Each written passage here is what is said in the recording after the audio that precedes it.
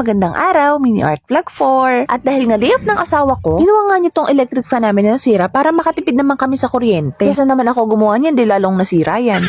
Kapag nga day off ng asawa ko, kung di yung mga sirang makukumpani dito sa bahay ang inaasikaso niya, yung pagsasayaw ang inaasikaso niya. Few moments later. Ito nga tatapos na niya yung kanyang ginagawa at nung napagana niya nga ito, may pa-thumbs up pa siya. Siyempre, sinuklian natin ng finger heart yan.